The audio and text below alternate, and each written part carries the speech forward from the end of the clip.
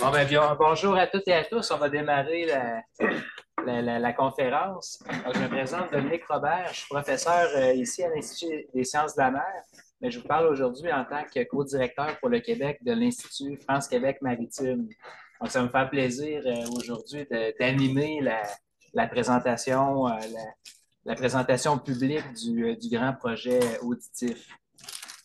Donc, pour rappel, le projet auditif, c'est un de 5 grands projets qui ont été financés lors d'un appel conjoint entre l'Agence nationale de la recherche en France et les fonds de recherche du Québec. Un grand appel dans le secteur maritime qui a été lancé en 2019.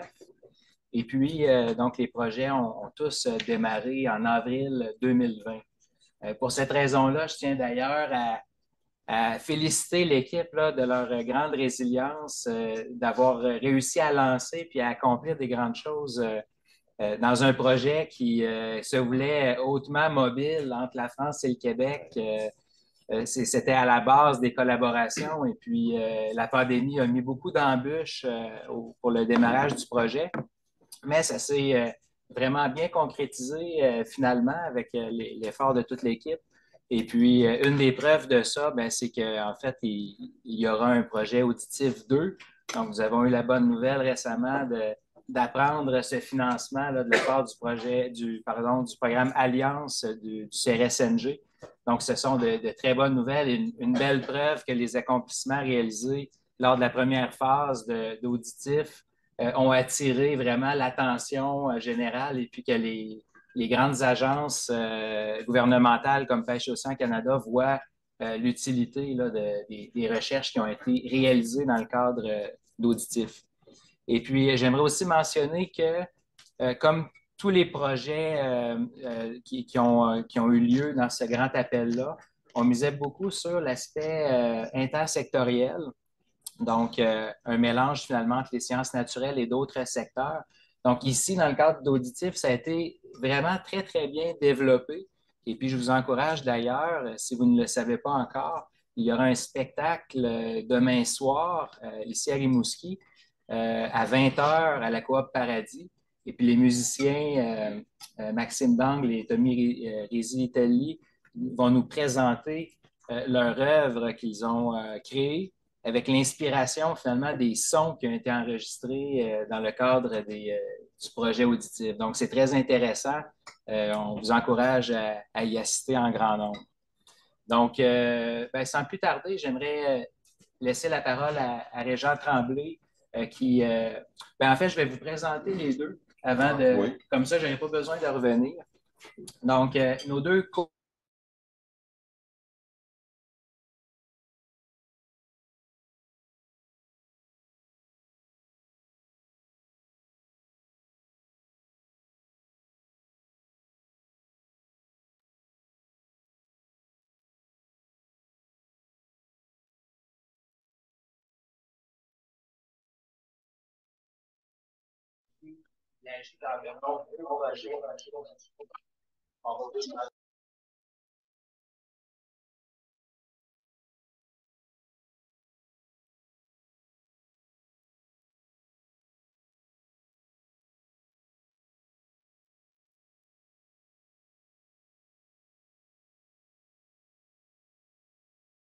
Québec à Rimouski.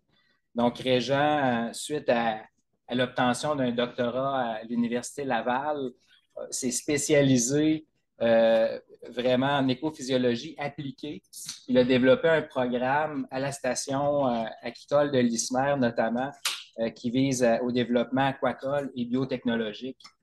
Donc, ce que j'aimerais mentionner aussi, c'est que Régent assure aussi la co-direction du regroupement stratégique du FRQNT Ressources aquatiques Québec. Puis d'ailleurs, je vais l'inviter à se prononcer, là, prononcer un mot au nom du réseau.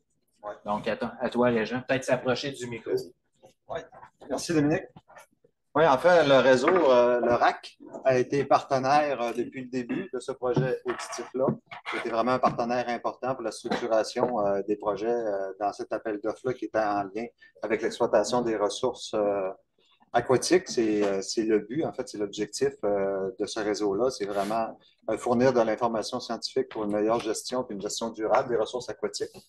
Et on remercie en tant que porteur du projet le RAC pour son implication, qui a permis, entre autres aussi, via un programme spécial du FRQNT, pour faire de la science interdisciplinaire, transdisciplinaire et interordre, d'avoir financé un peu la venue des musiciens ici avec l'IFQM et aussi d'organiser le spectacle que vous allez voir demain et d'organiser en même temps aussi une captation vidéo qui va être disponible après ça sur le site web.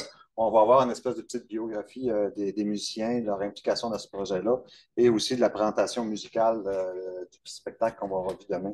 Ça fait que c'est pas pour rien que vous allez voir un cinéaste qui se promène dans la salle, là, c'est pour alimenter un peu cette captation vidéo-là. Ça fait que sur ça, ben, je vais laisser la parole à Frédéric pour commencer la présentation. Merci Régent. Alors, Ben, vraiment, ça nous fait plaisir. C'est bon. Ça nous fait plaisir d'être là, hein, pour vous présenter une synthèse. Alors, on va faire vraiment le maximum pour faire plaisir à tous les intervenants d'auditif, hein, mais on est obligé, là, vu le format, d'aller rapidement, d'être peut-être superficiel certaines fois. Ce projet, donc, il a débuté en 2019, projet financé par l'ANR, comment dire, les fonds FRQ, et puis on a eu beaucoup de support aussi avec des bourses MyTax, le RAC qui nous a vraiment donné du support technique, l'IFQM aussi qui, tu l'as rappelé, Dominique, m'avait fait venir pour travailler sur cette demande. Et ce projet vise donc à étudier l'impact du trafic maritime, des polluants ou des contaminants qui sont liés au trafic maritime, comme les pollutions sonores et des contaminants plutôt chimiques, sur les moules et les pétoncles, hein, du golfe du Saint-Laurent, donc des espèces qui étaient vraiment d'intérêt commercial pour ce golfe du Saint-Laurent. Alors, ce projet est structuré en 5 work packages. Je ne vais pas vous donner tout le détail, on va aller vraiment dans le contenu de ce que nous avons produit au cours de ces 4 ans. Il faut dire que l'ANR et le FRQ nous ont donné une année de plus parce que, je vous en reparlerai, on a eu un petit événement qui s'appelle la Covid qui a perturbé vraiment le début de ce projet.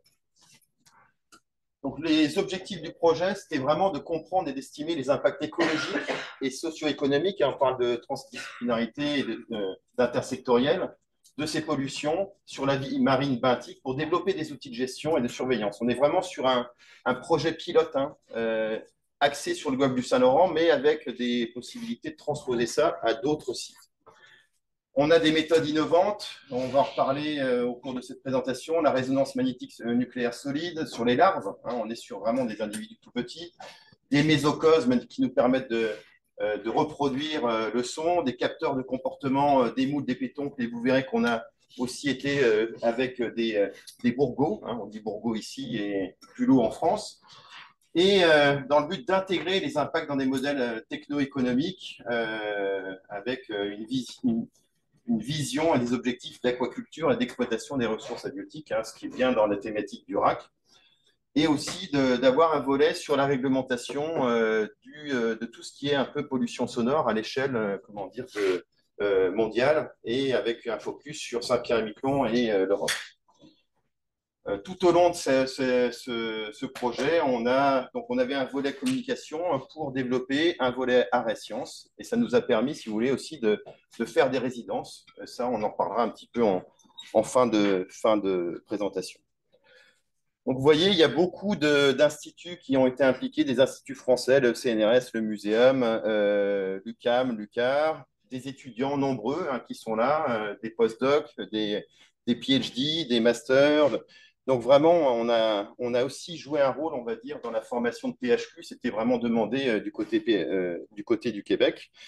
Je vais citer aussi des financements de la région Bretagne, hein, qui nous a permis de financer la thèse de Thomas Huboldi. Et puis, on est dans une phase là, de production de publications, hein. On commence à soumettre des publications et je pense que ça va donner vraiment une production qui va être super intéressante dans les années à venir. Donc, on avait deux volets, un volet qui était, enfin, deux grands volets, on va dire, un volet très expérimental et un volet terrain. Et notre chance dans ce contexte de Covid, ça a été d'avoir mis le volet terrain sur Saint-Pierre-et-Miquelon, un archipel français, qui nous a permis, nous, Français, d'aller faire nos manips, d'aller faire nos relevés, alors que tout le volet expérimental se passait à la station aquicole.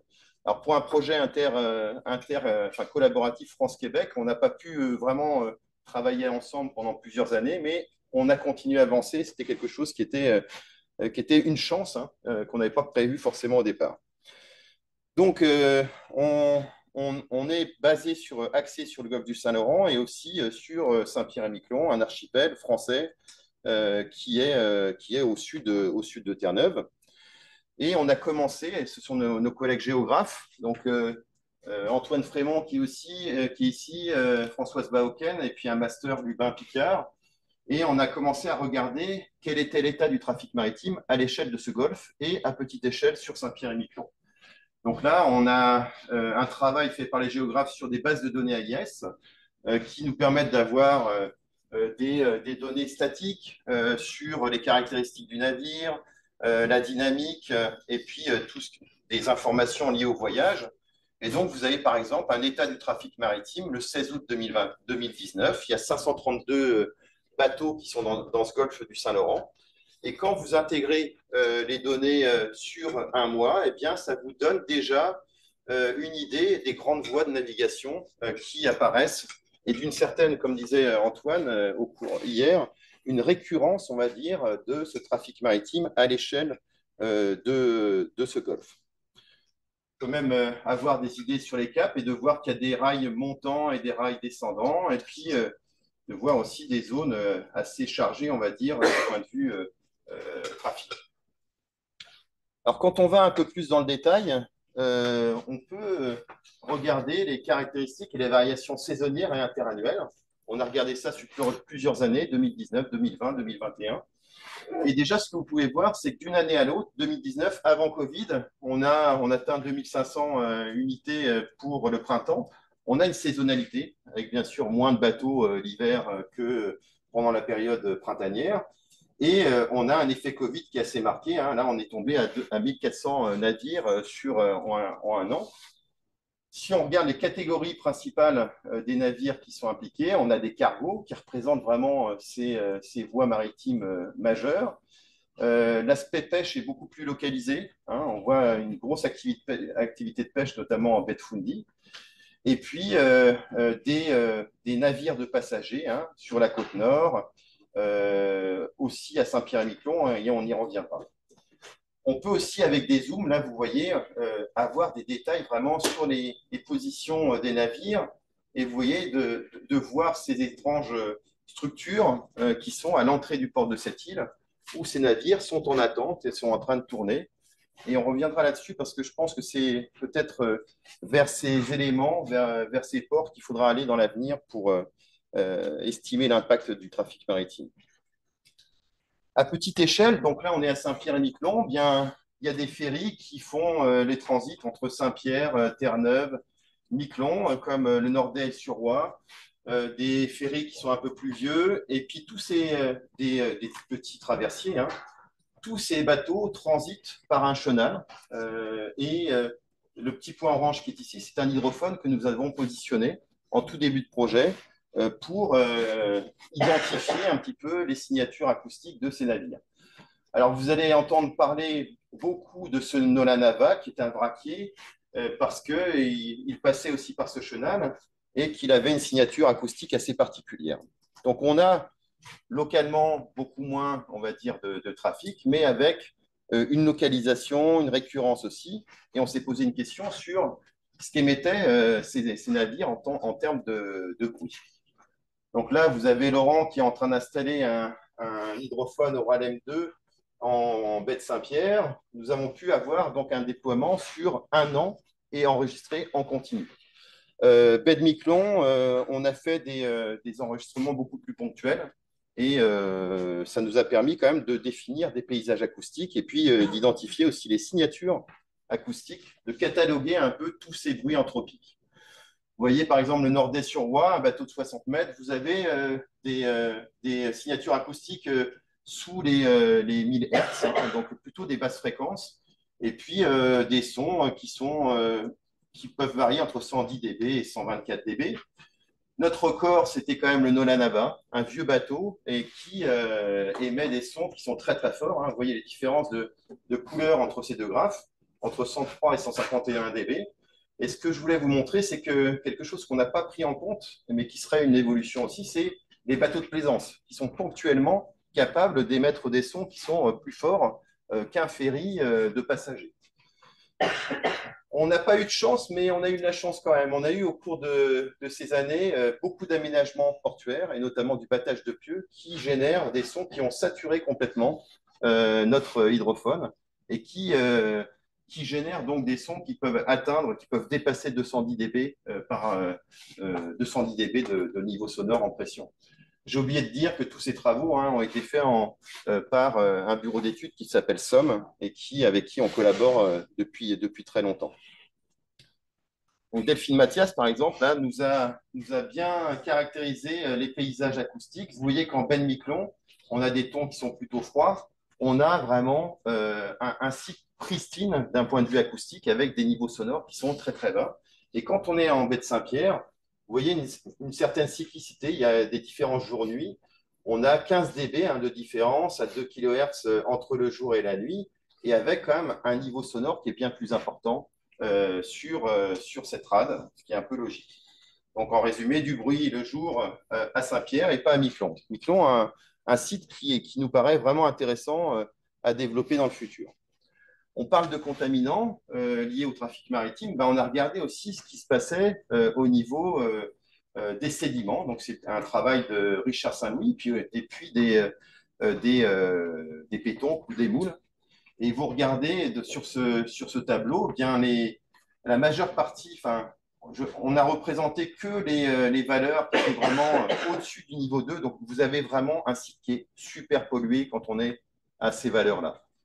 Vous avez des métaux lourds, du cuivre, du mercure, des PCB, des HAP, donc tout ce qui dérive un peu des hydrocarbures. Donc, on a quand même une pollution qui est assez majeure au niveau des sédiments qu'on n'a pas retrouvé au niveau des moules et des pétoncles. Et tout ça, ça nous a permis de préparer, si vous voulez, des cocktails pour faire des expérimentations après dans les larvosoniques et essayer de voir l'impact de ces contaminants sur les bivalves. On a voulu aussi regarder des polluants émergents. On parle beaucoup de terres rares en France, hein. C'est des éléments qui sont super intéressants. Et notre collègue Jean-Alix Barra a échantillonné une année, on va dire, de croissance de pétoncle sur des individus petits jusqu'à 6 ans, plus de 6 ans, excusez-moi, jusqu'à une dizaine d'années. Et vous voyez un spectre de terres rares qui est assez compliqué, mais en tout cas, ce qu'il faut que vous reteniez, c'est qu'il n'y a pas de contamination majeure de ces terres rares, et notamment de gadolinium. Le gadolinium étant une terre rare qui est utilisée dans les agents de contraste pour faire de la RMN quand vous allez dans un hôpital.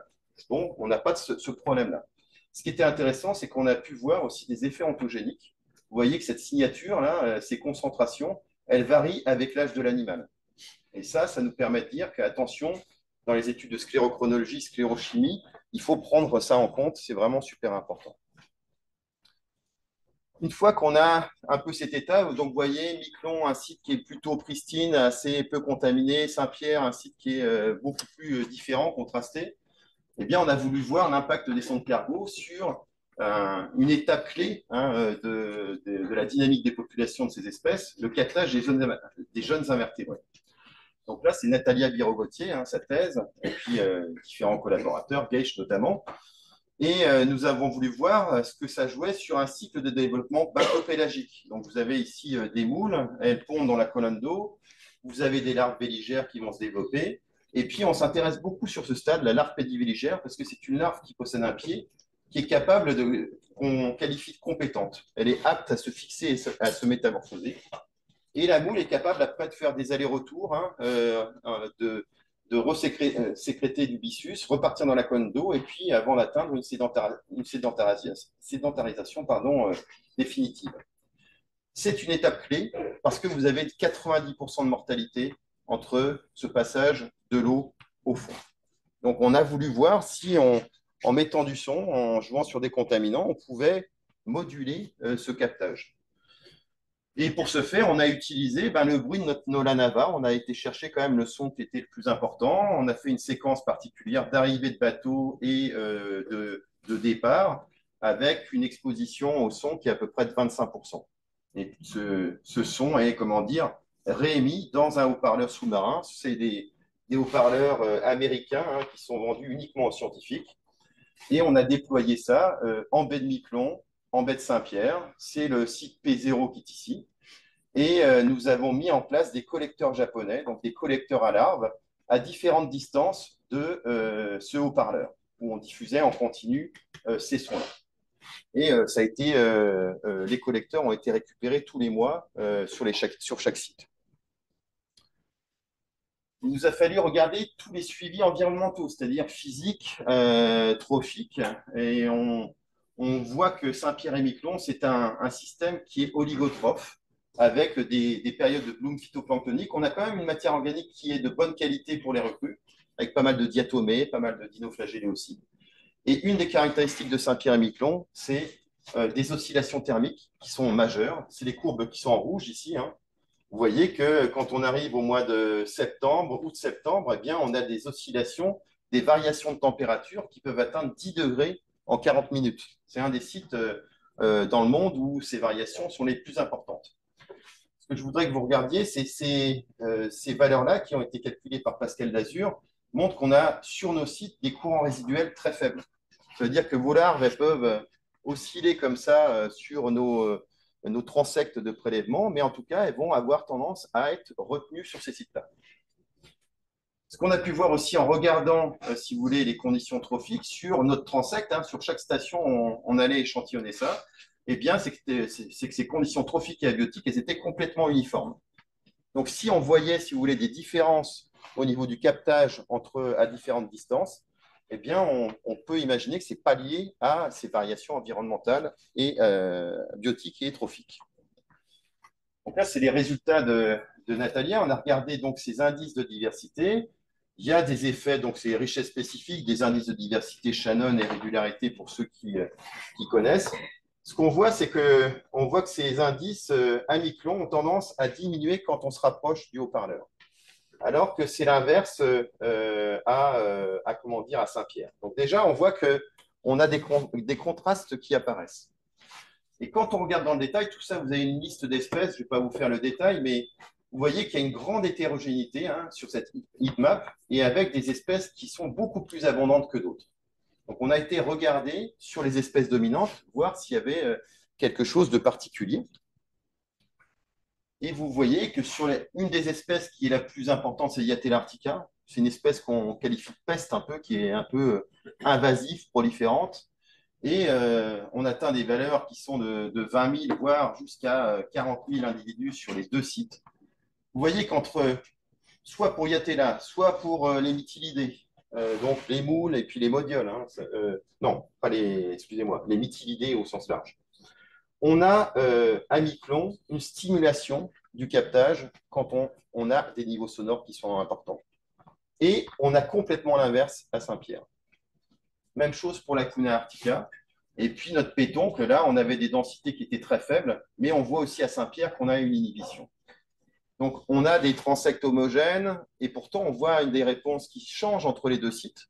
Et quand on regarde nos valeurs enregistrées de niveau sonore entre Miquelon et Saint-Pierre, eh bien on a un beau gradient qui monte à 137 dB sur notre première station à Miquelon, alors que en raison de ce battage de pieux qui a toujours été récurrent pendant toute la saison, eh bien, on a des niveaux sonores qui ont toujours été supérieurs à 140 dB. Et nous, ce qu'on pense, c'est qu'on peut être capable maintenant de proposer un niveau seuil, 140 dB. Si vous êtes en dessous, vous avez tendance à stimuler ce captage. Si vous êtes au-dessus, là, vous inhibez complètement ce captage. Et ça, c'est quelque chose qu'on nous demande un petit peu au niveau des gestionnaires. Après, on est allé sur des individus, des espèces adultes. Donc, on a fait un travail sur des pétons qui sont équipés d'accéléromètres et de valvomètres. C'est en cours de traitement. C'est la thèse de Thomas Hubogdi avec des collègues de Rennes. Et nous avons fait un deuxième déploiement en baie de Miquelon où là, nous avons réémis ce son et nous avons équipé toute une zone avec différentes sondes qui nous permettent de traquer, de savoir exactement quelle est la position de nos bulots dans ces systèmes-là. Là, ce n'est pas des cordes, hein, c'est des structures en dur hein, qui permettent vraiment d'avoir une très bonne résolution. On a deux sites qui sont bien différents, 125 dB sur le site A, et quand on est à l'extérieur, 110 dB, ça correspond à peu près au bruit ambiant qu'il peut y avoir à Miquelon. On met ces bulots dans la zone, et puis au bout de 12 jours, on regarde un peu les déplacements. Et un bulot, ça se déplace pas mal. Thomas a montré qu'il y avait des extraterrestres bulots qui pouvaient se déplacer sur 80 km en une année, ce qui est pas rien. Il y a une saisonnalité. Mais ce que vous pouvez voir sur cette zone, c'est que sur le site qui est anthropisé avec des niveaux sonores forts, eh bien, vos bulots, ils ont tendance à bouger beaucoup moins. Et c'est calculé, hein, c'est significatif, 238 mètres pendant la distance, pendant la durée, alors que sur l'autre site, vos bulots, ils bougeaient pas mal. Donc, si on a une augmentation modérée de l'anthropophonie, il semblerait qu'on ait des bulots qui soient moins mobiles. Hein. On joue un peu sur ces migrations. Et on voit aussi que ça joue au niveau de la sénétique. Actuellement, Thomas est en train de traiter des données parce qu'on a été voir, calibrer ça dans une piscine de l'Institut Maurice-Lamontagne, où on a été plus loin au niveau sonore. Et les premiers résultats ont l'air de montrer qu'ils n'aiment pas trop quand le son est très très fort. Donc ça, on a quelque chose de cohérent, si vous voulez, hein, par rapport à ces données expérimentales et ces données de terrain. Après, il faut qu'on essaye d'intégrer ça dans des modèles pour essayer de produire, comment dire, des modèles, des cartes de sensibilité hein, sur ces populations d'organismes benthiques. Donc ça a été fait par Pierre Poitvin avec Florent Olanier en utilisant l'atlas hein, de tous les bruits de ce Saint-Laurent. Et puis une publication de Yoann Jezekel qui montre que vous avez ici les fréquences, ici le niveau sonore. Eh bien, votre pétoncle, il est sensible, il est très sensible à des niveaux de 150 dB dans des fréquences entre 100 et 200 Hz. Donc, un pétoncle, a priori, il écoute, il entend bien les basses fréquences et par contre, dès que ça monte, il n'entend plus rien du tout. En faisant ça, en intégrant ça dans ces modèles, donc 125 Hz sur des profondeurs de 25 mètres, eh ben, vous voyez qu'il y a des différences entre saisonnières notamment. On relie ça à l'activité du trafic maritime. Au mois de mai, les risques d'impact de réponse de placopectène sont beaucoup plus importants qu'au mois d'octobre sur les juvéniles. Et puis, il y a aussi une différence, les juvéniles sont beaucoup plus sensibles que les adultes. Et vous voyez ces différences qui sont assez marquées entre ces deux cartes. Quand on fait un zoom, il y a un endroit qui est vraiment intéressant, c'est au nord-est des îles de la Madeleine. Eh bien, il y a deux populations qui sont assez proches. Une qui est vraiment typiquement sous l'influence du trafic maritime, alors que l'autre à côté est beaucoup plus préservée. Et entre ces deux cartes qui vous montrent un peu la réponse de ces organismes, déjà, il y a un facteur 10. Hein, on est à 30% de réponse alors qu'on est à 0,3% ici. Ça veut dire que les pétoncles ils vont pouvoir être impactés 6 mois de temps avec des sons qui se propagent très très haut, alors que le reste pour la population A, on a des impacts qui sont plus limités dans le temps et qui sont plutôt proches du fond. On pourra parler avec des acousticiens, ils vous donneront toutes les explications de ces différences ponctuelles. On voit des impacts. Est-ce que ces impacts peuvent être importants d'un point de vue économique? Donc là, c'est le travail de Laurent Legrel. Je vais montrer uniquement la méthyliculture parce que c'est celle qui est un peu la plus marquée. On est parti du principe que l'exposition au son pouvait engendrer un triplement du captage sur les collecteurs de professionnels. Laurent a calculé ça sur une entreprise méthylicole qui produit 162 tonnes de moules bleus en routine. Eh bien, ces coûts de captage, ce n'est pas négligeable. Ça représente quand même 14% des coûts de l'entreprise. Et quand il nous met l'évolution, si vous voulez, du résultat net cumulé entre l'exposition avec un son modéré, bien sûr, hein, on a pris ça ici, et avec ou sans exposition, pardon, eh bien, vous voyez qu'un entrepreneur va avoir un retour sur investissement une année avant d'année normale sans son. Donc ça peut être, alors ce que nous dit Laurent, c'est que le banquier adore voir cette année de moins et ça peut jouer vraiment sur une viabilité ou en tout cas une rentabilité d'une entreprise conchilicole. Après, Anne Choquet, notre juriste, a fait un état un petit peu de ce qu'on connaît sur les impacts sonores en termes de législation, de réglementation. En Europe, il y a une directive cadre stratégie pour le milieu marin. C'est la seule directive qui intègre vraiment cette pollution sonore, avec le descripteur 11, introduction d'énergie, y compris de sources sonores marines, doit s'effectuer à des niveaux qui ne nuisent pas au milieu marin. Il y a aussi des notions de bruit impulsif ou de bruit continu. Quand on regarde ça à l'échelle de Saint-Pierre-et-Miquelon, ça c'est ce qui est fabuleux en France, hein, avec les territoires d'outre-mer, bien sûr, c'est que vous avez un droit international qui s'applique, le droit de l'UE ne s'applique pas, et au niveau national, si vous n'avez pas marqué dans la réglementation, cette loi s'applique aussi au territoire d'outre-mer et au territoire de Saint-Pierre-et-Miquelon, elle n'est pas applicable et il n'y a pas de problème. Donc, quand on fait l'état des lieux, et Anne Choquet avec son étudiante l'a fait, on s'aperçoit qu'il y a une réglementation et surtout sur de la préconisation. Il n'y a rien de contraignant. Donc il y a vraiment un déficit, si vous voulez, de réglementation à ce sujet, un déficit sur les niveaux seuils, et c'est ce qu'on est en train de faire. On est en train de produire des seuils qui pourront être utilisés à l'avenir pour ça. Et dans une optique de gestion, hein, on peut imaginer des systèmes de labellisation pour encourager, par exemple, les acteurs qui font moins de bruit dans le système. Tout est à faire, on est vraiment au tout début de ça, mais retenez qu'il n'y a pour le moment aucune règle contraignante sur notre site. Alors maintenant, on va passer aux résultats. Ah, t'as pas fini? Bon. Aux résultats expérimentaux. Merci Frédéric. En fait, je vais poursuivre un peu ce qu'on a réalisé. Comme Frédéric disait, toute la partie terrain est réalisée beaucoup par l'équipe française, la partie expérimentale ici à Pointe-au-Père.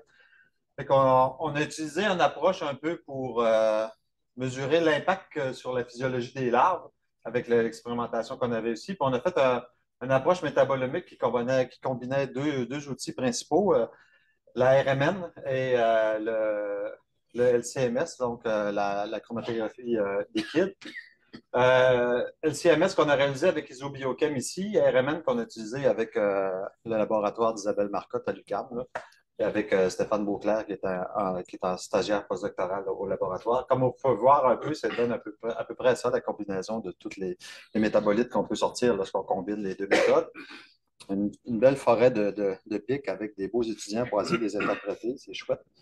Fait qu'on a utilisé un système qu'on appelle le larvosonique, qui a été développé à Brest, qu'on a rapatrié ici. Donc, on a rapatrié les plans qu'on a fait construire, c'est ces petits bassins-là ici. Donc, c'est un bassin de 800 litres dans lequel on a des panneaux acoustiques à l'intérieur pour éviter un peu la réverbération du son. Essayer d'avoir un son qui est le plus similaire possible à ce qu'on mesure en milieu naturel. Évidemment, avec des hydrophones, on a pu vérifier que c'est le cas. Et à l'intérieur de ce bassin-là, on a 6 cylindres dans lesquels on met les larves et sur lesquels on peut travailler à différents stades pour mesurer l'impact.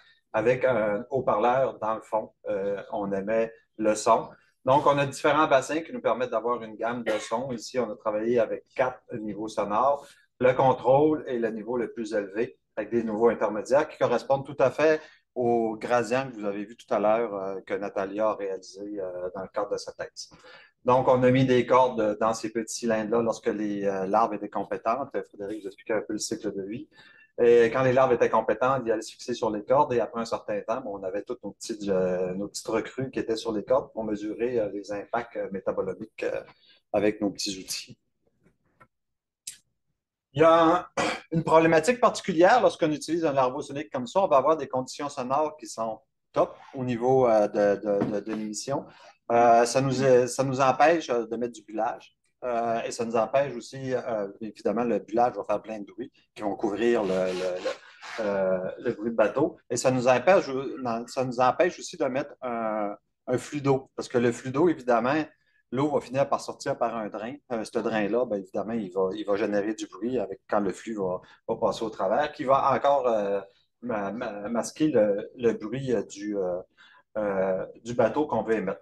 Donc, ici, c'est une ancienne publication qu'on a réalisée plusieurs années, mais qui démontre un peu l'impact que peut avoir le flux sur la fixation.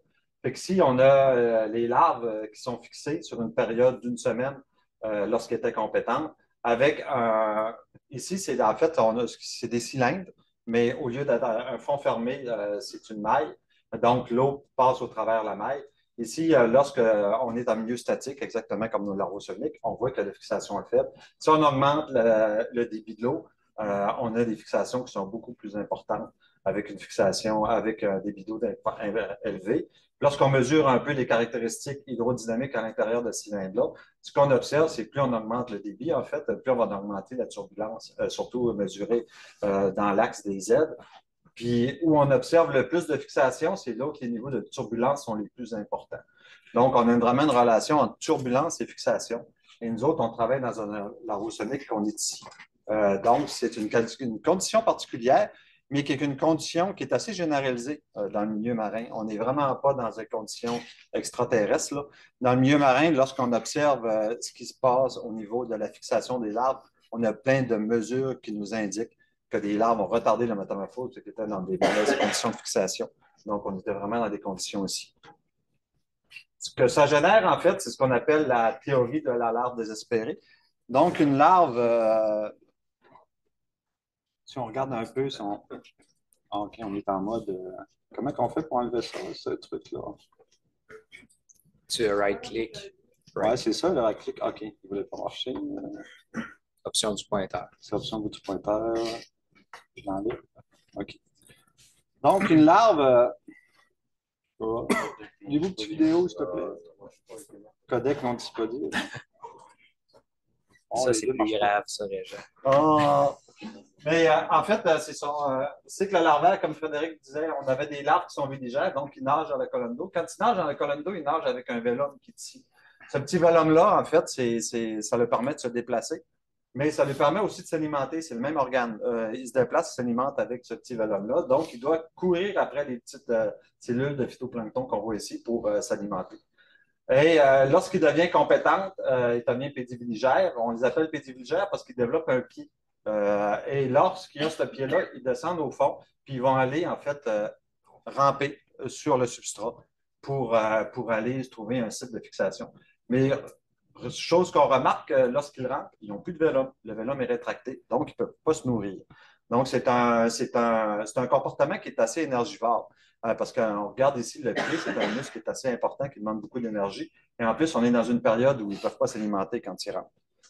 Ce qui en résulte, bon, ce qui résulte de cette période-là, avec la théorie de la larve désespérée, c'est que lorsqu'on a des larves qui sont dans la colonne d'eau, qui nagent et qui se mettent à ramper pour essayer de trouver un site, ben, s'ils ne trouvent pas de site, ils vont revenir dans la colonne d'eau, ils vont ressortir leur vélum, ils vont aller retourner dans la colonne d'eau à nager et aller chercher un site particulier. Lorsqu'on les met en condition où il y a peu de turbulence, ce qu'elles font, c'est qu'ils vont en fait épuiser leur réserve énergétique. Si on a un lot de larves qui est avec une bonne réserve énergétique, ici on a des larves avec beaucoup moins de réserve énergétique. Et ce qu'on remarque, c'est que beaucoup moins de larves rampantes et de larves nageuses lorsqu'ils n'ont pas de réserve énergétique. Ils vont tendance à tous se fixer, et même se fixer dans des endroits qui ne sont pas propices à se fixer. Ils n'ont pas le choix, il faut qu'ils se fixent pour ne se métamorphoser. C'est ce qu'on appelle la théorie de la larve désespérée. Et ça génère des délais de métamorphose. Donc, on va avoir des larves qui vont être beaucoup plus grandes. Comme ils retournent dans la colonne d'eau avec leur vélum, ils peuvent continuer à manger. Donc, ils grossissent sans se métamorphoser. C'est ce qu'on appelle des délais de métamorphose. Et ça, ces délais de métamorphose-là, on les trouve systématiquement dans le milieu naturel tout le temps.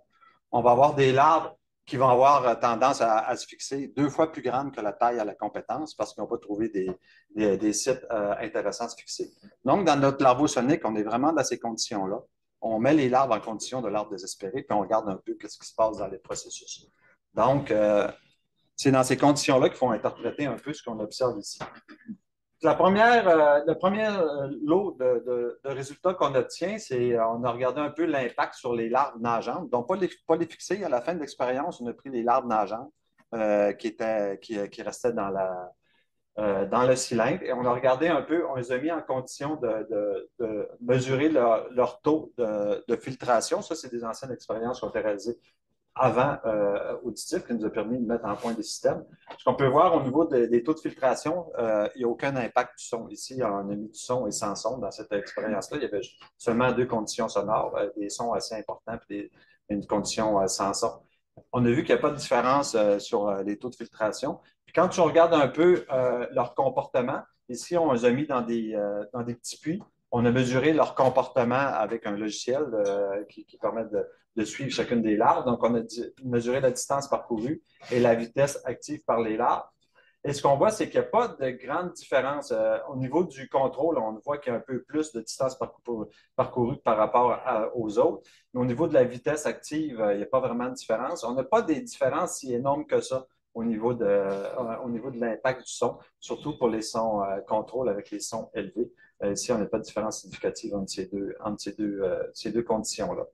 Ça nous indique que le son ne semble pas avoir trop d'impact sur une larve qui est en condition de nage, puis que le vélum qui permet de se nager, de s'alimenter, semble plus ou moins impacté par ces ondes sonores-là. Ce qui est tout à fait différent lorsqu'on les met en condition de fixation. Ici, c'est les résultats sur les larves qui se sont fixées sur les collecteurs. Donc, ils ne sont plus en mode de nage, ils sont vraiment en mode de fixation. Ce qu'on observe, c'est on a au niveau du succès de métamorphose, donc les larves qui se sont fixées et qui se sont métamorphosées sur les cordes, on observe qu'ils sont assez bas dans les contrôles et le faible et le médium niveau sonore, aux alentours de 20 à 30 maximum. Donc, c'est normal, c'est des larves qui sont en conditions désespérées, ils n'ont jamais trouvé de conditions adéquates pour se fixer. Donc, c'est la tête de l'œuf, c'est les plus performantes qui avaient de la réserve énergétique vers la fin qui se sont fixées. Ici, on a un taux de fixation qui est beaucoup plus important. Si on regarde les tailles à la métamorphose, on voit qu'il n'y a pas vraiment de différence. On a des légères différences par rapport au contrôle, mais on n'a pas des très longs délais de métamorphose. Sur une période d'une quinzaine de jours, comme on a de 10 à 15 jours, comme on a laissé ici, on aurait dû s'attendre à avoir des délais de métamorphose, d'avoir des individus qui dépassent les 400 microns. Ce n'est pas du tout ça qu'on voit. Donc, on a très peu de délais de métamorphose. Puis quand on regarde la croissance, en fait, on n'a pas de différence entre le contrôle et le niveau sonore élevé. Mais le sonore élevé, il y a vraiment une croissance plus importante que les autres. Ce qui fait en sorte qu'ici, on a des individus qui sont aux alentours de 360, 350 microns. Ici, on a des individus qui sont plus proches du 400 microns. C'est non négligeable pour les individus qui sont en train de se métamorphoser. Si on regarde un peu la littérature qui a été faite sur la description de la métamorphose chez la moule, on voit un individu qui fait moins de 400 microns, 400 microns, c'est qu'on a des individus qui débutent tout juste la métamorphose, donc des individus qui ont commencé à juste avoir un bourgeon de branchies parce qu'ils vont éliminer leur vélum, ils vont vraiment détruire leur vélum pour construire des branchies. C'est un mécanisme physiologique assez important. Donc, on a des individus qui ont un petit bout de branchie. Quand on est autour de 4 mm, on a des individus qui ont vraiment une branchie qui commence à se former correctement avec des sinus qu'on appelle ici. Et plus ça grandit, aux alentours de 4,25 mm, on a vraiment plusieurs sinus.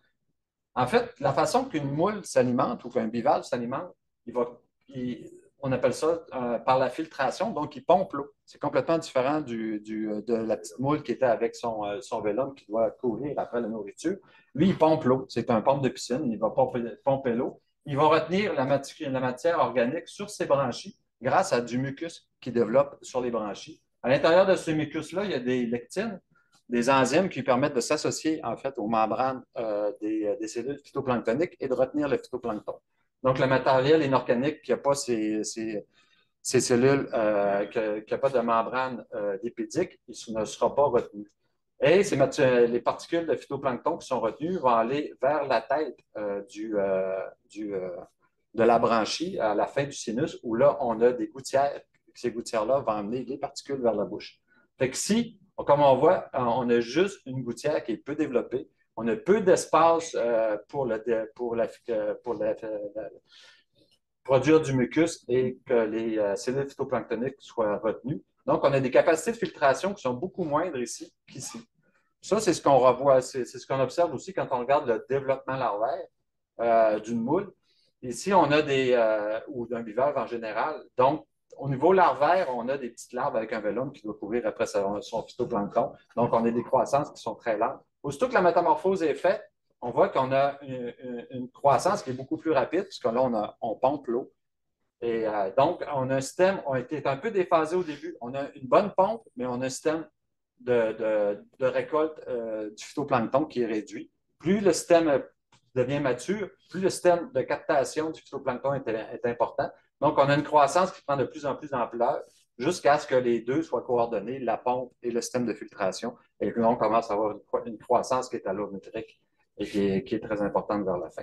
Donc, on a des individus ici qui ne sont pas au même niveau de développement. Ça suggère qu'on a des individus qui sont ici versus des individus qui sont ici. Donc, on a un effet du son, mais aussi qui est mêlé avec un effet d'un stade de développement qui n'est pas tout à fait le même, puis qu'on ne peut pas vraiment différencier. Et quand on regarde un peu les résultats de métabolomique, il faut tenir ça un peu en compte quand on les interprète. Ici, on compare, on regarde un peu les résultats qu'on a sur un métabolisme du stress oxydatif. Donc, ce métabolisme-là, c'est un métabolisme qui est relié à une réponse un peu hormonale, à ce qu'on appelle les prostaglandines, qui partent tout simplement de l'oxydation des acides gras, surtout les acides gras polyinsaturés. Cette oxydation-là va amener toute une voie métabolique de réponse de l'animal. C'est la base principale de l'inflammation dans tous les organismes, qui existent. Donc, ce qu'on observe, c'est qu'au niveau du contrôle, on a différentes voies oxydatives qui sont beaucoup plus sollicitées que dans notre traitement avec une exposition au son élevé. Et puis, quand on regarde un peu le patron général, c'est ça, on a vraiment un contrôle qui se différencie des autres. Et ce contrôle-là, ce qu'il nous dit, en fait, si on regarde un peu plus les métabolites en détail, c'est qu'on a des métabolites qui sont associés à l'apoptose. Donc, c'est un peu normal si on est au début de développement. On a encore probablement une résorption du vélum qui est en train de se faire. On a des métabolites qui sont liés au développement tissulaire. Donc, c'est normal aussi parce qu'on est en plein développement des branchies. Donc, si on semble y avoir un effet beaucoup plus important du stade que l'effet du son en tant que tel. Si on regarde maintenant la réponse sur les métabolismes énergétiques, ce qui est associé au métabolisme énergétique, encore une fois, ici, on a une différence avec, on compare le contrôle avec le niveau fort, où on voit les différences les plus importantes. Ici, c'est le contrôle, ici, c'est le niveau fort. Puis ce qu'on peut voir encore une fois, c'est qu'on a des différences vraiment importantes au niveau du métabolisme énergétique, mais cette fois-ci pour le traitement avec le niveau fort. Même chose aussi pour tout ce qui est du cycle de l'azote, le métabolisme du glutamate et compagnie.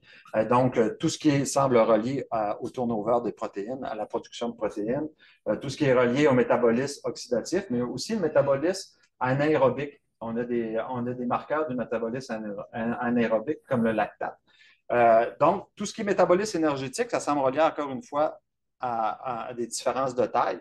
Parce qu'on a des individus qui sont beaucoup plus développés dans notre exposition au son fort qu'au niveau contrôle. Et ça semble vraiment, comme ils sont plus développés, ils ont un métabolisme plus important, ils ont une capacité de filtration beaucoup plus grande.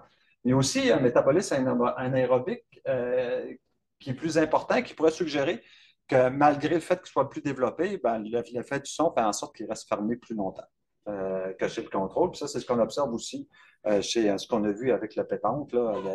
L'effet du son a tendance à faire fermer les coquilles.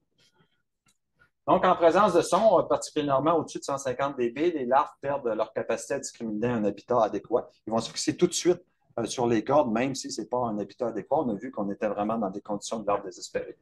Se fixent et se métamorphosent sur un substrat plus tôt, investissent rapidement dans la croissance, dépenses métaboliques plus grandes et réponses inflammatoires plus faibles.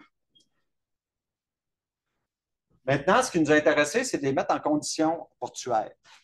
Donc, si on les met vraiment dans des conditions d'un port, comme à Saint-Pierre-et-Miquelon, ici, Richard nous a préparé un petit cocktail de contaminants en fonction des concentrations qu'il a mesurées dans les moules directement dans le port de Saint-Pierre-et-Miquelon. Ça nous a permis d'exposer en fait des petits embryons de moules à ce cocktail pendant leur embryogenèse. Donc, ici, ce qu'on a fait, c'est qu'on a exposé seulement le stade de l'embryogenèse des moules à ce cocktail-là. Et par la suite, on a pris les moules qui avaient été exposés, puis des moules qui ont survécu à l'exposition. On les a mis, c'est-à-dire des moules non exposés, puis des moules qui ont survécu à l'exposition. On les a mis dans les larvosoniques pour mesurer l'impact sur la croissance véligère et l'impact sur la métamorphose pour voir un peu s'il y avait un effet latent de cette exposition chimique-là sur le développement larvaire en combinaison avec le son. Fait que ici, un petit peu résultat très bref là, des intégrations que Stéphane est en train de terminer. Et ici, on a la pollution sonore. Encore une fois, on voit le contrôle et l'exposition sonore élevée qui a une grande différenciation, mais aussi la pollution chimique et sonore aussi est combinée. Et là, encore une fois, on a une réduction de l'activité métabolique, les glucides, source d'énergie, puis le métabolisme anaérobique, puis une perturbation de l'activité du système nerveux qui est peut-être plus fort qu'on a pu auparavant. Donc, il semble avoir que l'effet chimique semble affecter aussi le système nerveux des moules qui sont exposés au son. Et bon, le volet, disons, contamination, on est en train de le terminer. C'est des résultats qui sont plus en devenir. Et dernière chose pour terminer, dans ce projet auditif-là, avec le support du RAC, on a réussi vraiment à mettre en place un volet air et sciences très intéressant. Il y a Tommy et Maxime qui ont la possibilité de venir ici pendant une semaine pendant qu'on faisait de l'expérimentation pour s'inspirer un peu de ce qu'on faisait pour créer de la musique qui va générer un disque, en fait, qui va sortir dans l'année et qui va nous présenter demain soir. Ça fait que, en fait, pour un peu schématiser tout ce qu'on a mesuré au niveau expérimental, c'est il y a Delphine qui a créé cette jolie figure qui va permettre un peu de schématiser un peu tous les impacts, où on voit en fait que le bruit du trafic maritime va modifier la capacité des larves à identifier un site propice au recrutement. Les aquaculteurs il y a des avantages socio-économiques. Les aquaculteurs peuvent en bénéficier par l'utilisation de correcteurs artificiels avec un gain qui est non négligeable. Mais il y a quand même des effets négatifs sur le recrutement lorsque combiné aux polluants des ports industriels avec une réponse inflammatoire, entre autres, et un impact sur la réponse inflammatoire et des systèmes nerveux. Qui nous amène à penser que ce serait intéressant de travailler sur ces moules du port-là qui sont exposés depuis des générations, en fait, à cette combinaison de facteurs. Donc, tout ça, ça nous a inspiré à continuer le projet auditif dans le cadre de ce qu'on appelle le Auditif 2, qui est financé par le CRSNG dans le cadre du programme NIANS, avec un très fort support de Pêche Océane. Ce projet-là a vraiment comme but de répondre à des besoins de pêche océan, entre autres via la classe des impacts acoustiques, avec un support aussi de Ressources aquatiques Québec. Pour l'instant, c'est les partenaires qui sont dans le projet avec les étudiants, stagiaires postdoctoraux qui sont impliqués. Donc, pour l'instant, on a un 600 000 du CRSNG sur 3 ans avec l'équivalent de nature de pêche océan et le financement du RAC. Évidemment, on travaille à combiner tout ça puis à optimiser ça au fil des années. Où on va travailler, on a décidé de travailler surtout sur 2 phases charnières, la reproduction, parce que ça apporte l'apport larvaire qui permet vraiment d'importance d'amener des recrues dans le milieu, mais aussi l'établissement benthique, puisque comme Frédéric vous a dit, de là à là, sur les invertébrés, on a à peu près 90 % de mortalité, qui ressemble aussi à la même chose sur les vertébrés, en fait, dans le milieu marin. Mais donc, on a les 2 processus importants sur lesquels on veut travailler, l'apport larvaire et l'établissement benthique. Mais on veut tenir en compte aussi l'état physiologique de l'animal.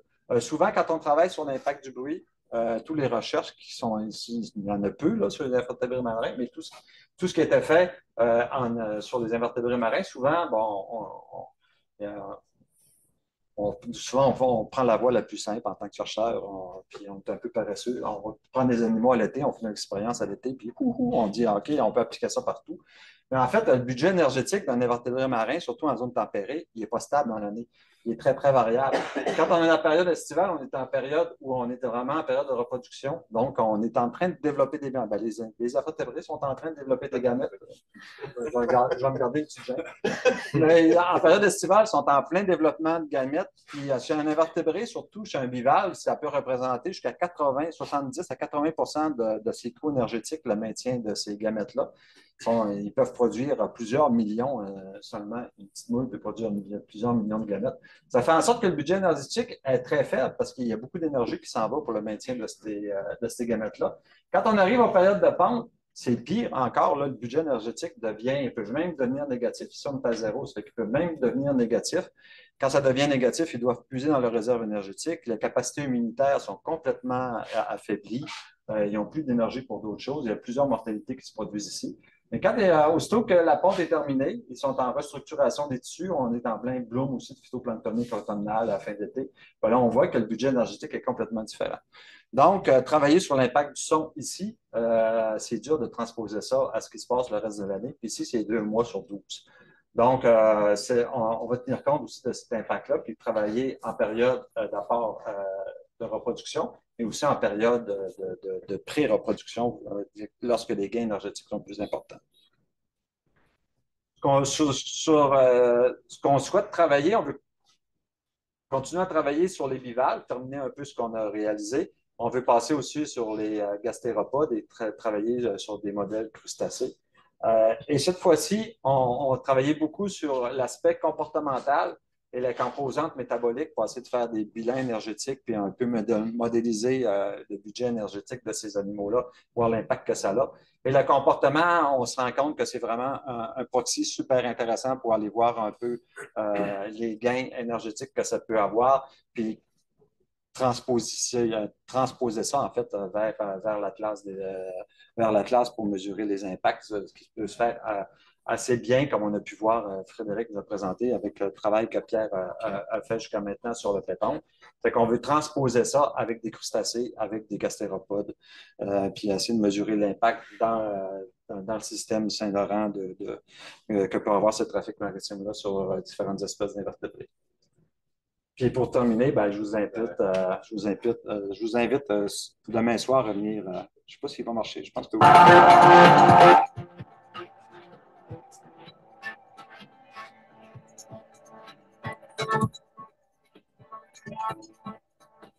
C'est ça. Petit aperçu, mais c'est pas du tout ça qui va jouer demain. C'était quand on est venu faire une résidence ici, il y a 1 an ou 2, partie des créations qui a été produite à ce moment-là.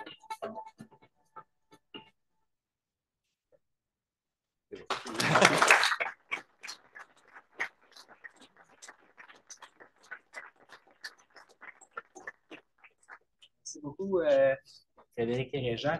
On va prendre les questions. Donc, la façon dont on va fonctionner, c'est que pour les questions ici dans l'auditoire, les poser le plus clairement possible. Je vais les répéter parce que vous êtes trop loin des micros. Et puis, si vous avez des questions en ligne, levez la main virtuellement, puis allumez votre caméra aussi, puis je vais vous voir. Puis peut-être que Marine peut m'aider aussi si jamais j'en échappe là, des questions en ligne.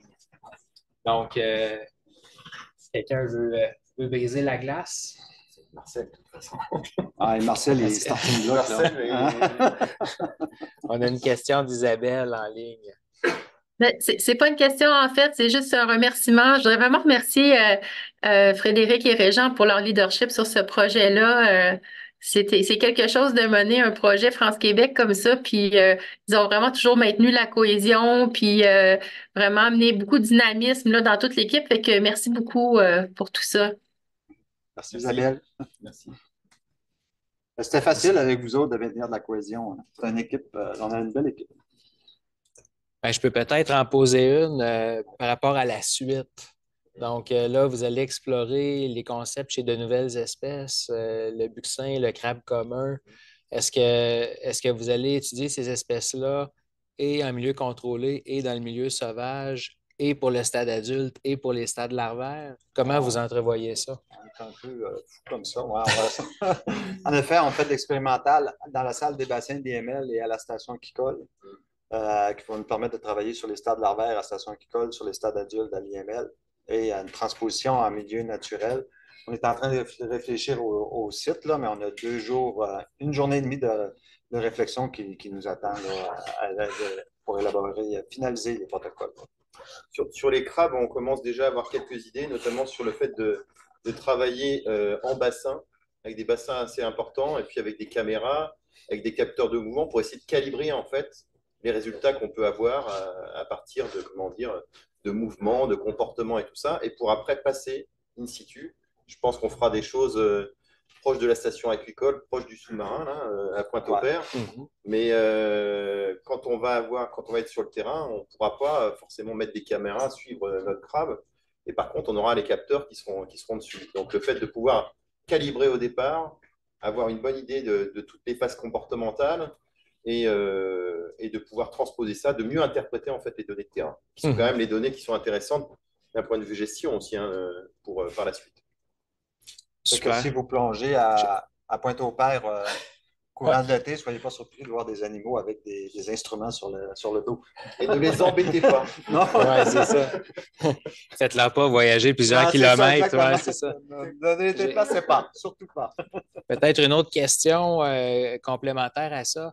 Vous avez fait la plupart des études sur la moule, qui est un modèle vraiment où là, la larve doit se fixer, elle choisit un endroit.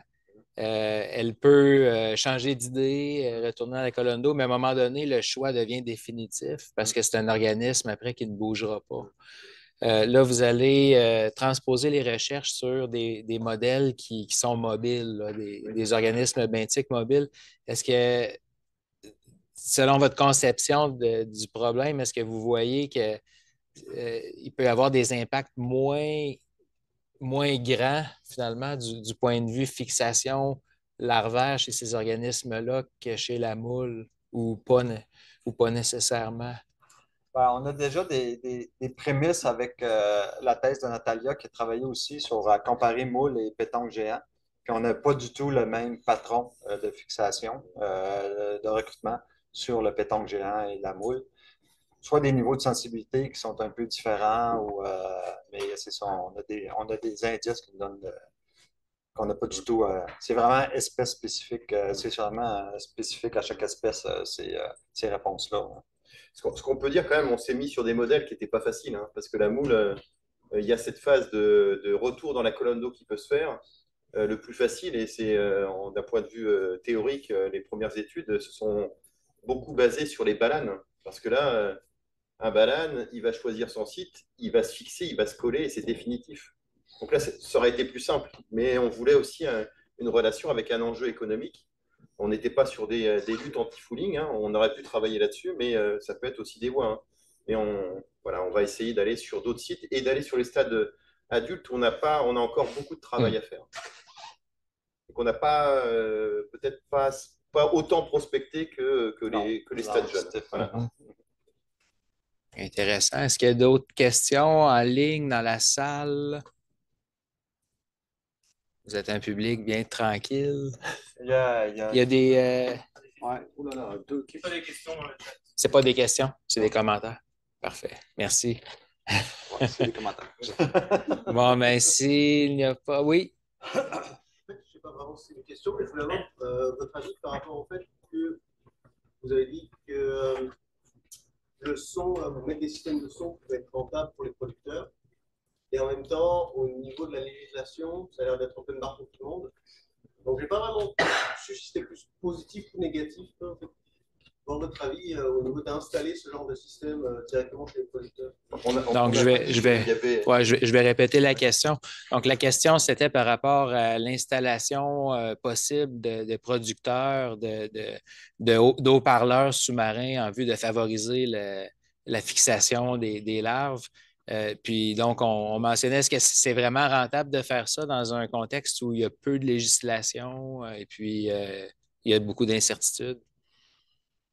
On n'a pas dit, on n'est pas arrivé au stade de l'ingénierie, hein. On est juste au stade où on essaye de voir en quoi des activités humaines peuvent, par l'introduction d'énergie sonore, modifier des systèmes naturels. Donc, c'est ça qu'on a voulu favoriser. Après, l'aspect ingénierie, ben, on voit que les résultats qui sortent de là, ben, ça peut peut-être être transposé d'un point de vue pratique. On voit qu'il y a Mais des impacts économiques associés à ça. voilà, Mais pour l'instant, ça, c'est une étape où, bon, je pense on que n'est pas à la transposition Non. dans le milieu. Non, non. Oui. Est-ce qu'en opposition, ça peut être envisagé dans la lutte contre certaines espèces envahissantes d'utiliser le son? Donc, une question intéressante ici, est-ce qu'on ne pourrait pas envisager d'utiliser le son dans la lutte à l'envahissement, là, à certaines espèces envahissantes? Je peux donner juste un exemple. Il y a des systèmes, il y a une ou deux publications où ils travaillent sur des systèmes à ultrasons et sur des coques de bateaux. Et bon, c'est pas très clair, hein, je veux dire, au niveau des résultats, mais il y a peut-être quelque chose à chercher là-dessus comme mesure un peu anti-fouling, mais c'est pas au point. Hein. C'est pas vraiment au point. Il y a des démarches qui sont faites un peu dans ce sens-là. Mais vous avez vu quand même que sur la plupart des organismes qu'on a, on a des organismes, on ne connaît pas grand-chose au niveau des audiogrammes. Qu'est-ce que ça entend une moule? Ben, Ça entend. ça entend, voilà. On ne sait que pas ça entend. encore Déjà, quel est le phonogramme. Hein. On le connaît bien pour les humains. On sait que plus on vieillit, ben, plus on a de mal à entendre les hautes fréquences. Et sur les organismes, ben, on est au tout début, quoi. Donc il y a vraiment un gros travail à faire là-dessus. Donc après, voir les impacts, bon, c'est... Voilà. Oui, une autre étape. Voilà, une autre étape. Ouais. On n'y va pas à pas. Est-ce qu'il y a une dernière question? Oui? J'ai vu dans un article récemment que deux lacunes qui peuvent être associées à la pollution, à l'expérimentation et à la pollution sonore. Quand on est en milieu naturel, on ne peut pas nécessairement contrôler les interactions avec les facteurs de chauffement. Quand on est en condition plus contrôlée, ben, s'il n'y a pas nécessairement de moyen peut-être de savoir si les conditions sont les mêmes qu'en milieu naturel, je veux savoir si c'est pas peut-être. Donc, la question, je le répète, c'est par rapport aux limitations de l'approche en milieu naturel où finalement on expose les organismes au son, mais ils sont exposés à une foule d'autres facteurs. En milieu expérimental, on les expose au son, mais les autres facteurs ne sont pas nécessairement présents, ou du moins pas tous. Donc, on ne peut pas s'assurer que les interactions entre les facteurs soient prises en compte. Qu'est-ce que vous pensez de ça? ben, il faut les deux. C'est pour ça qu'on travaille sur les deux. Mais c'est vrai qu'en milieu expérimental, c'est difficile, déjà d'émettre le son, puis qui respecte déjà le spectre d'émission respecte celui qu'on mesure en milieu naturel. Parce que quand on est en milieu expérimental, bien, il y a un phénomène de réverbération qu'on n'a pas en milieu naturel. Il y a des parois. C'est dur d'avoir un bassin sans parois. Fait que, il y a des parois, ça cause la réverbération. Fait que ça, on s'approche à un système qui est de plus en plus de qualité. Là. Fait que ça, on est capable d'éviter cette problématique-là. Mais en effet, commencer à mettre toutes les interactions du milieu naturel en système expérimental, c'est pas possible. Fait qu'on peut juste valider, on peut juste faire des développements de concepts en expérimental, puis il faut aller les valider en milieu naturel. Ça, il n'y a pas le choix. Et c'est un peu la démarche qu'il y a eu dans la thèse de Natalia avec ce qu'on a fait sur le terrain. On avait prévu quelque chose de très propre, voilà, Miquelon, Saint-Pierre, et puis on a eu des niveaux sonores, une introduction d'énergie liée au battage de pieux qui était énorme. On a eu de la chance parce que ça nous a permis quand même de justement comparer et puis d'émettre ces hypothèses de niveau seuil, mais ce n'était pas ce qui était prévu au départ. On pensait les avoir au niveau de nos différentes distances. Donc, c'est quand même très lourd de faire ces opérations sur le terrain. Ça nous a représenté une énergie assez folle. Faut les deux, voilà. Ce retour, je pense qu'on est tous les deux comme ça, dans le groupe aussi, d'avoir un aller-retour entre de l'expérimentation, on comprend bien ce qui se passe, et de voir si le phénomène qu'on voit en expérimental a vraiment des répercussions in situ, quoi. Sinon, c'est un épiphénomène qui n'est pas forcément intéressant. Et l'aspect modélisation, notamment ce qui est fait avec l'Atlas et tout ça, nous permet aussi d'intégrer ça à plus grande échelle. Merci. Bon. Est-ce que, donc, dernière chance? Pas d'autres questions en ligne non plus. J'aimerais prendre le temps de remercier. Est-ce que Marcel a une... Ah oui, non, c'est un applaudissement. Donc, je vous remercie, Frédéric et Régent, pour la présentation. Merci aussi à toute l'équipe auditif. C'est des résultats, franchement, programme très, très intéressant, très impressionnant. Merci. Merci.